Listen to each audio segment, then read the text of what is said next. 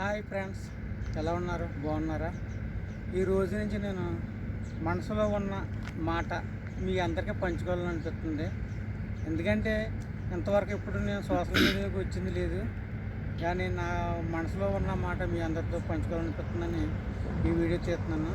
దయచేసి ఎవరిని ఉద్దేశించి కాదు, ఎవరి మనోభావాలు దెబ్బతినకుండా తీస్తాను.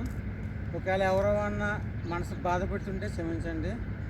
ఓకే ఫ్రెండ్స్, ఈరోజు ఫస్ట్ రోజు ట్రాఫిక్ ఏంటంటే, నాకు ఎప్పటి నుంచో అనిపిస్తుంది, మనం బయటకు వచ్చి ఎంతో కష్టపడుతున్నాం, ఇక్కడికి వచ్చి ఎన్నో బాధలు పడుతున్నాం, అది కుటుంబం కోసమే. కాబట్టి అలాగే ఇంటికాడ ఉన్న మన పిల్లలు ఎలా ఉన్నారో ఏంటి అని ప్రతి ఒక్కరూ పిల్లల విషయంలో చాలా జాగ్రత్తగా ఉండాలి.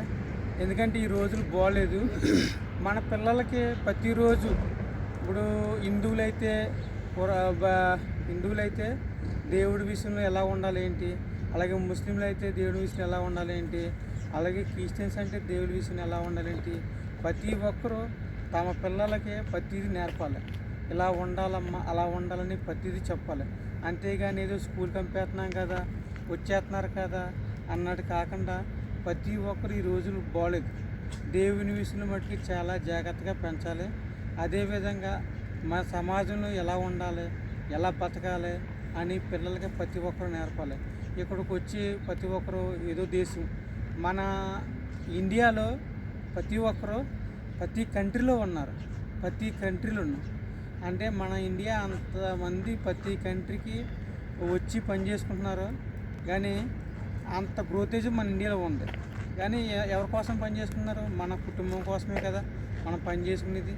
అదే నేను చెప్తున్నాను. అదే మనం ఎలా సంపాదించి మనం ఎలా బతుకుతున్నామో పిల్లల విషయంలో కూడా అంతే జాగ్రత్తగా కుటుంబ విషయంలో ఉండాలని నేను ప్రతి ఒక్కరు చెప్తున్నాను. ఎందుకంటే ఈ రోజులు బాగాలేనప్పుడు పిల్లల విషయంలో ఏంటి, కుటుంబం విషయంలో ఏంటి, చాలా జాగ్రత్తగా ఉండాలి. ఇక్కడికి వచ్చేదో 4 రూపాయలు సంపాదించున్నాం కదా మనకేంటిలే అని అనుకోకూడదు. మన స్థితిగతులు ఇంతకుముందు, ఇప్పుడైతే ప్రతి గ్రామంలో ప్రతి ఊర్లో అందరూ దేవుడు ఆశ్రయించి ప్రతి ఒక్కరూ బయటకు వచ్చి సంపాదించుకుని, అలాగే ఇంటికి సంపాదించుకుని ప్రతి ఒక్కరు బాగున్నారు. కానీ ఇంతకుముందు రోజుల్లో అయితే ప్రతి ఒక్కరికి తాటకిల్లులే.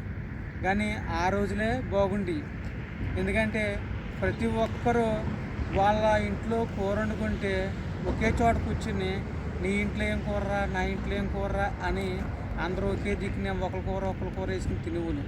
కానీ ఈ రోజుల్లో అలా లేదు, ఎవరింట్లో అలా. ఇంతకుముందు చిన్నప్పుడు అయితే పిల్లలు సరదాగా అంచక్కన నైట్ అయ్యేటప్పటికి అనేకమైన ఆటలు ఆడుకునేవారు, పగలు ఆడుకునేవారు, ఆటలు సెలవులు వస్తాయి. కానీ ఈ రోజుల్లోనూ ఎవరింట్లో అలా అయిపోయారు. ఒకరి ఇంట్లోకి ఒకరు వెళ్ళరు, ఒకళ్ళ పిల్లలు ఈ రోజులు ఆడుకోరు.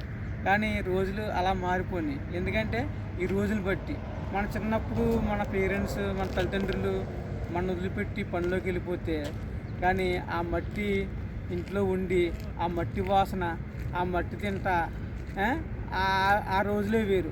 కానీ ఈ రోజుల్లో మన పిల్లల్ని మనం వదిలిపెట్టి మనం ఎక్కడ బయటికి వెళ్ళకపోతున్నాం. అప్పుడైతే చిన్నప్పుడు మన పిల్లల్ని నా చిన్నప్పుడు అయితే మా పేరెంట్స్ వదిలిపెట్టి వెళ్ళిపోరు పనిలోకి, ఆడపిల్లని కాదు మగపిల్లడని కాదు. ఎందుకంటే ఆ రోజులు వేరు.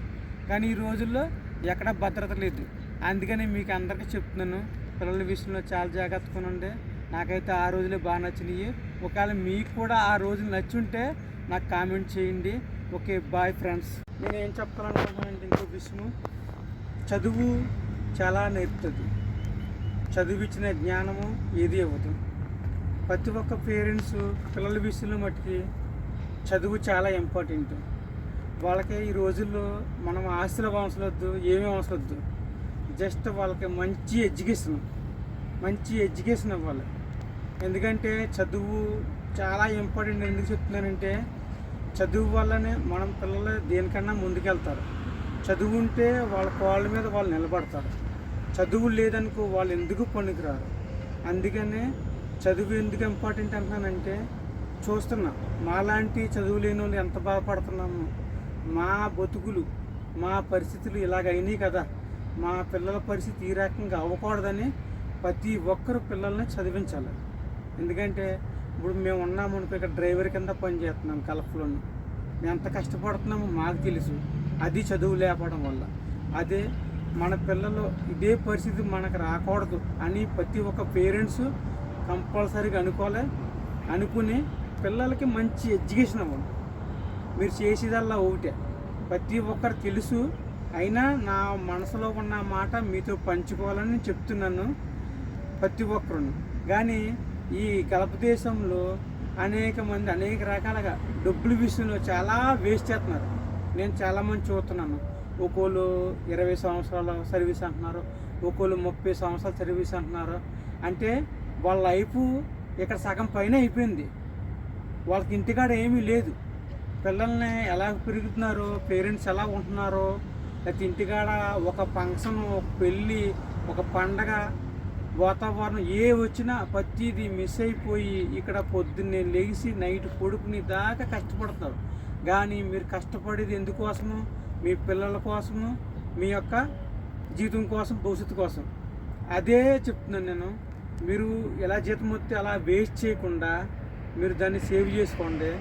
అనవసరం నీటికి ఈ ఆన్లైన్లో కొనటం కానీ, ఫుడ్ విషయంలో కానీ అనేక మంది అనేక రకాలుగా వేస్ట్ డబ్బు అంతా కోటిలో వేస్ట్ చేస్తున్నారు. చాలామంది చూస్తున్నాను నేను, చాలామందిని.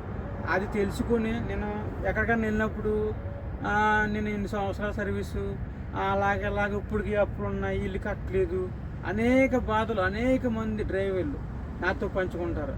నేను చాలామంది దగ్గర విన్నాను. ఒకే ఇంట్లో 20 సంవత్సరాలు 25 సంవత్సరాలు అలా పనిచేసినా కానీ ఇంటికాడ ఇంకా స్థిరత్వం ఉండదు. కానీ అందుకని చెప్తున్నాను, తెలుసుకోండి. జీవితం అన్నది చాలా చిన్నది. ఆ చిన్న జీవితంలోనే మీరు చాలా జాగ్రత్తగా ఉండాలి. డబ్బుల విషయంలో కానీ, మీరు ప్రతి స్టెప్ విషయంలో కానీ డబ్బులు వస్తున్నాయి కదా ఈరోజు అని మన ఇష్టం వచ్చినట్టు వేస్ట్ చేయకుండా డబ్బుల విషయంలో చాలా జాగ్రత్తగా ఉండండి.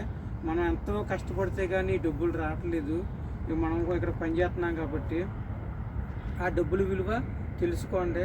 మీ భవిష్యత్తు చాలా బాగుంటుంది. Okay, bye friends.